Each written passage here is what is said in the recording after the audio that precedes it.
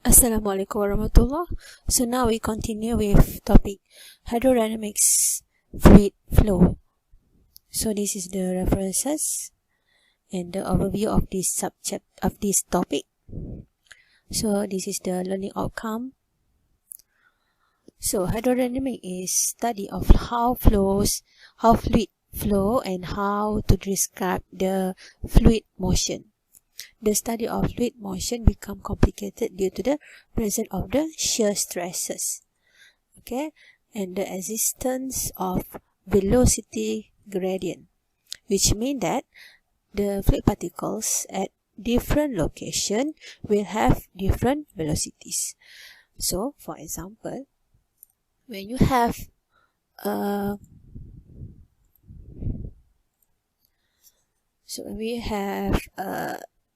pipelines. So this is a pipe, and then fluid particles at the boundary of the pipelines may have the different velocity as compared to the fluid particles that have at the center of the pipelines. So this is because due to the shear stress that occurred at the boundary of the pipe. So this chapter will lay the foundation of later analysis in the study of mechanics of fluids. So let's look into the concept of fluid flow. So the flow visualization is the visual examination of flow field features. So it is a quantitative study. Quantity of fluid dynamics requires advanced mathematics. Much can be learned from flow visualization. So this flow visualization is useful not only in physical experiment but in numerical solution as well as computational fluid dynamics. So what does it mean by this?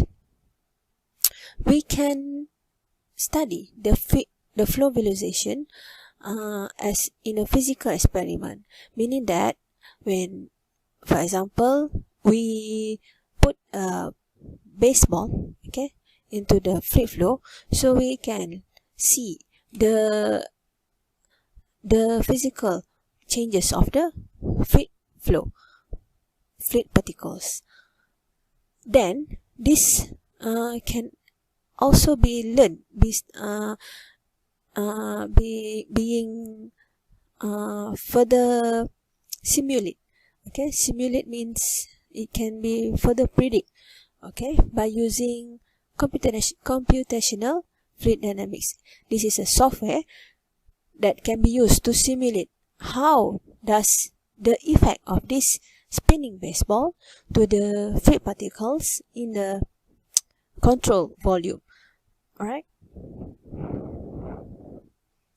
so this is the example path line. So this is an imaginary line, so which is the path line, this, okay, imaginary line which trace the path of individual fluid, give the position of the particle at successive time interval.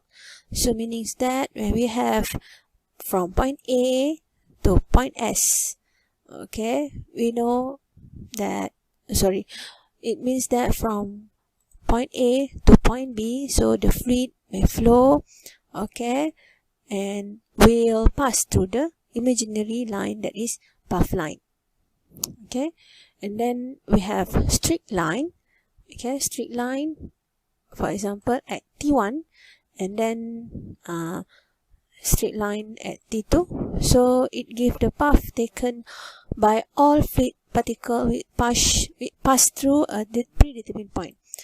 So meaning that when you have a tracer, a color, okay, inject into a flow at a given point. So for example, you inject color, orange color into the fluid, okay, so into the clear crystal fluid, so that you can identify the orange dye color will flowing. Okay, we're flowing into the fluid, and then you can see the path of the orange dye color, right? So how about the streamline? So the streamline is an imaginary line which is drawn tangentially to the velocity of fluid particles, meaning that we have streamline must be 90 degrees to the fluid particles at the straight line. And how about stream tube? It is imaginary conduit consisting a collection of the streamlines. So we have a collection of the streamlines in one of the control volume. So it is like a conduit. Okay. So for 1, 2, and 3 dimensional flow.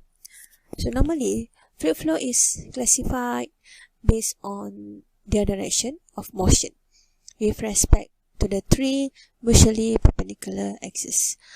So most of the flow in engineering are in 3D, where the flow parameters may be resolved into respective direction. Hence, it is desirable to simplify flows into simpler dimension, which is in 1 dimension or 2 dimension, 1D or 2D. So what is 1D? It is the flow varies only in the direction of the flow. Whereas for 2D, the flow varies in 2 directions along the direction of flow and in the direction perpendicular to the flow. So, for figure 4.2, it describes the 1 dimension flow. So as we can see here, it is the fluid in the pipeline from the side view.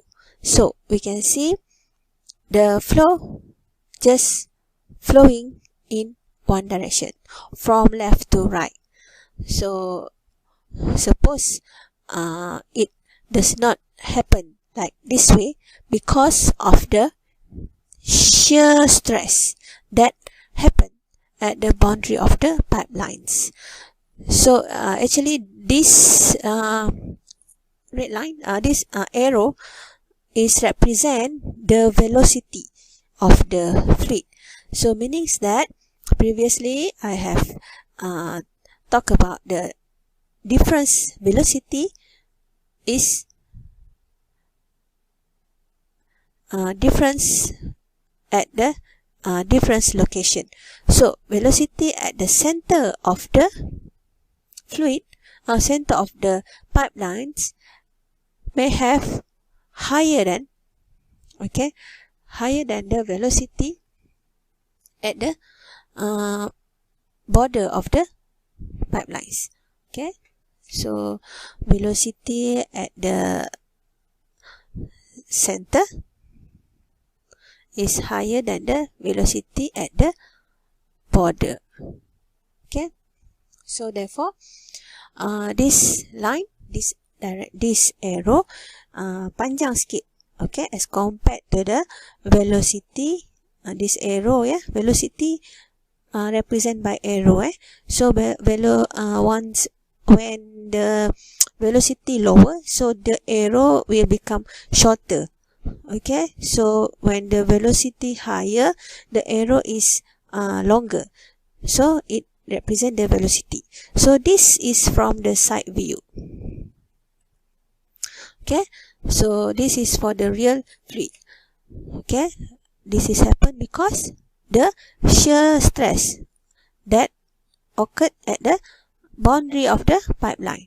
Okay, dekat dengan center of the pipeline tak ada apa-apa boundary, so dia tak ada halangan. So means that particles yang dekat center boleh pergi lebih laju, lebih tinggi velocity as compared to the particles dekat dengan boundary.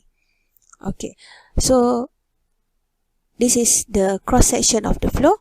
So cross section means cross section pipe lah. So dekat sini dia punya velocity lagi higher Okay, as compared to the velocity dekat particles dekat boundary, velocity may become lower. Okay, so by using a cross section ni, we cannot see the difference, kan? But we have to translate, we have to convert into the diagram of the side view. Alright, so this is the two-dimensional view, two-dimensional flow. So for 2D, we have at the beginning of the flow, we have the same direction. Okay, one direction. Okay, so at this, bila dia dah sampai kat satu what we call macam halangan lah ya, halangan. So contoh weir, okay, satu box katakan dia letak dalam satu pipe. So what happened to the flow? So the flow will start to divert, betul tak? The flow akan berubah lah dia punya direction. Okay, dia akan start yang bawah ni akan move upward to the box. Okay, and then yang flow yang dekat atas pun dia akan tend to move downward. So meanings that flowing direction akan various kat sini. So meanings we have the two-dimensional flow. Okay. So for frames of references, so the study of moving fluid can be done using frame of references. So choice of frame will determine whether the flow is steady or unsteady. So for the first, we have fixed frame when the observer is stationary. Okay, meanings it is the flow unsteady. So whereas the moving frame, the observer move with the wave. So meanings we have the steady flow. So concept of closed and open system. So for the closed and open system, have to decide which part of the flow that needs to be studied and how fluid which is not included in this part should be treated. So first we have a closed system. So this consists of fixed mass and no mass can cross its boundary, but energy in the form of heat or work can cross the boundary, and the volume of the closed system does not have to be fixed. Okay, so what does it mean? For example, we have the tank. Okay, we have two tanks. So means that the water from this tank can be pumped from tank A to B, and then the B can be recycled again to A. So the fluid in the system is recyclable. So dia move two-way direction saja, dia recycle. So once A stop, so the B will stop. So kita boleh control the volume. Okay, kita boleh control the mass. Okay, the volume. Okay, and then the mass of the liquid that pass through this system, recycle system, yeah, a closed system. How about the open system? So open system means we have from A here. Okay, let's say we have a tank A and then we move to the tank B. So B and then flush out to the pump, let's say pump, and then again move to tank C, and then it does not going back or does not recycle the liquid to the tank A. So this is open system. So we can control the volume, but we cannot control the mass. So this device that involve mass flow such as compressor, turbine and nozzle. So flow through this device is best studied by selecting the region within the device as a control volume. So we can just control the liquid that pass of this system by using the pump or the turbine or the nozzle. So that's why it's called the control volume. whereby by using the closed system. So therefore, a large number of engineering problems involve the mass that flow in and out of open system modeled as a control volume. So what does it mean by control volume? So control volume CV, okay, with real and imaginary boundaries. So we have a nozzle. So nozzle is basically we have the larger diameter from for the inlet. Okay, inlet means that flow in, okay, to the control volume nozzle, and we have the smaller diameter for the outlet. So outlet mean we flowing out, okay, from the nozzle to the out. Okay, so this is the real boundary of the nozzle. So we have two boundaries, and the imaginary boundaries, okay, the imaginary boundaries is the inlet and the outlet point. So this is the control volume of the nozzle. And then we have a control volume, okay, CV, for the fixed. Okay, fixed mean we have the fixed and moving boundaries as well as real and imaginary. So we have the real boundaries, okay, at the top here, and then at the bottom, and also we have real boundaries at to both sides of the what we call this one is like a piston. So we have inlet point, okay, so this will we have the outlet at the top of the piston. So this is the fixed and moving boundaries of the real, okay, boundaries. Okay, we have fixed, moving, real and imaginary boundaries. So let's look into the flow classification. Flow classification can be classified based on motion of the fluid particles and also average values of flow parameters. Example, velocity, discharge and pressure. So it also can be classified into direction of the motion. Okay, so we have 3 points here to classify the flow based on motion, parameters and direction. So let's look based on the parameters. So first we have steady uniform flow. So steady uniform flow, basically we have the parameters, for example velocity, that remain constant with respect to WRT, with respect to space and time. What does it mean? So when we have the pipelines, okay, so the fluid particles, okay, with respect to space, so particles at the center of the pipelines may have the same velocity, okay, with particle at the border of the pipelines.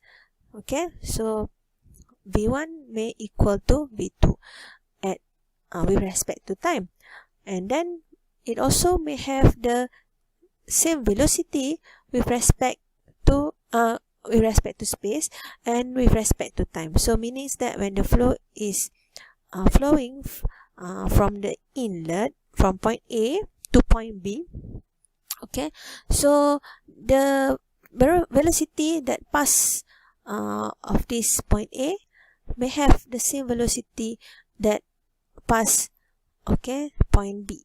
So when the velocity for time A, okay, is for example 5 meter per second, so velocity that pass at time B may also have the 5 meter per second.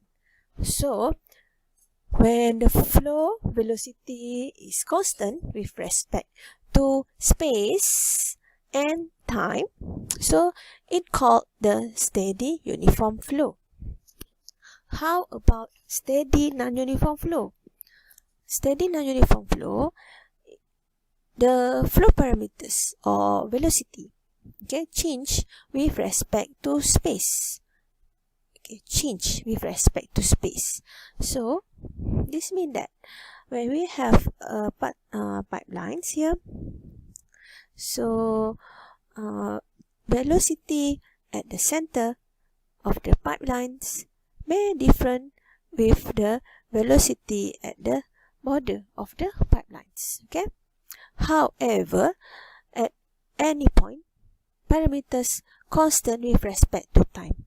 Meaning that when you impose the velocity at point A, okay, we have 5 meter per second. So at the outlet at time B, we have also 5 meter per second. So the velocity is constant with respect to time.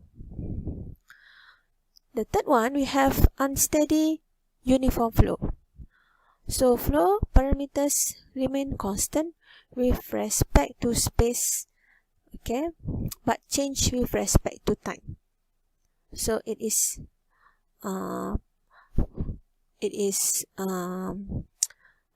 opposite with the steady non-uniform flow tadi, because for the unsteady uniform we have constant with respect to space but change with respect to time. So for this we have the pipelines, okay, and then the flow may have V1 may equal to the V2, okay, velocity at center may equal to the velocity at V2. However, velocity of the parameter for point A may differ with velocity at point B. So meaning that we have 5 meter per second at point A.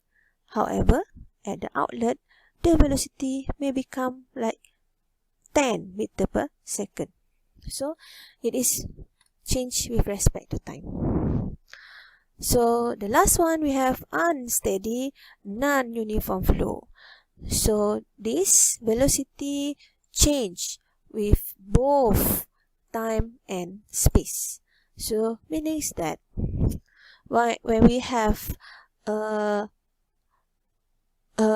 channel macam longkang ke, sungai ke, ataupun canal ke, kan, so lebih kurang macam ni lah figure dia.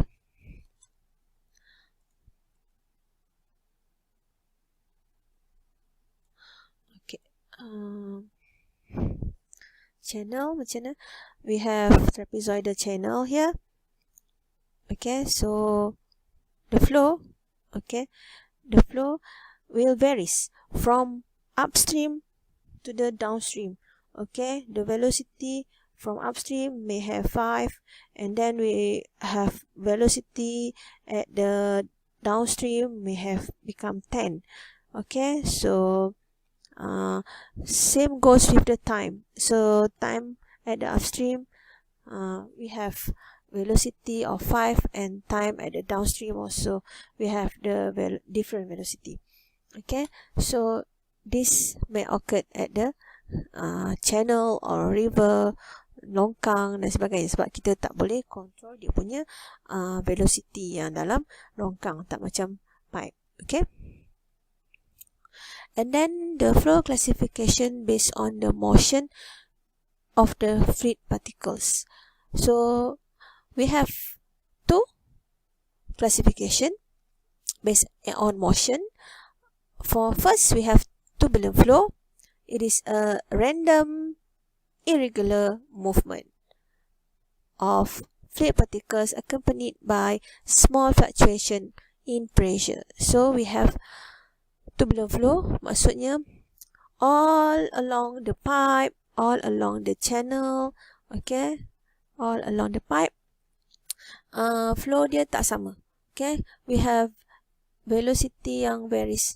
Okay, dekat inlet we have 5, let's say we have 5, and then maybe dekat at the middle of the pipe we have 10, and then at the V through dekat dengan outlet maybe we have 20. So all along the pipe we have the different different velocities. Okay, and then for laminar flow we have orderly movement of fluid particles. Well-defined path and flow tend to move in layers. Okay, so contradict with this laminar, we have the same flow. Okay, all throughout this pipe we have the same flow rate, the same velocity. Okay, so V1 is same with V2, and then is same with V3. Okay, V1 equal to V2 equal to V3 all along the pipe. Okay, so we also have the same velocity at the center of the, at the middle of the pipe, at the border of the pipe, and then we also have the same velocity from the time of inlet to the outlet of the pipe, and then also the same velocity at the middle of the pipe. So that we call the laminar flow. It moves in orderly movement. Alright, so this motion can be classified into three range. So the first range we have okay, so by using Reynolds number. So Reynolds number less than 2000, we call it laminar flow. Okay, so for Reynolds number less in between 2000 to 2300, we call transition flow, and Reynolds number larger than 2300, we call it turbulent. So how does it fall into these values, into this range? So it calculated using the Reynolds number formula. So formula is rho V d over mu. So the rho is the density, V is the velocity in the pipelines, d is the diameter of the pipe, and mu is the viscosity. So you just times with these three parameters, divide by viscosity, and you get your Reynolds number. So when it falls less than 2000, it is laminar flow, and then if it falls larger than 2300, it is turbulent flow, and if it falls in the range of 2000 to 2300, it called the transition flow. So for the unit, it is unitless because this is the same unit divide, so it will not give any unit for the Reynolds number.